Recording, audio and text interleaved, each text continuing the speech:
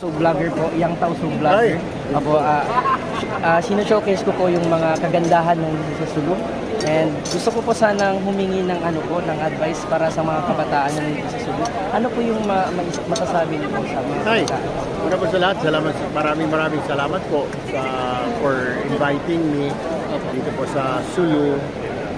I'm Congressman Erwin Tulfo po, PACS Party List. Masasabi ko lamang po is siguro wag mo tayo mawala ng pag-asa. Lalo pa ngayon, gumaganda na ho yung panahon. Tahimik na po kapaligiran, hindi kagaya dati 7 years ago, magulo, di ho ba? Ngayon ho, medyo tahimik na. So, pwede na ho natin gawin yung mga gusto natin.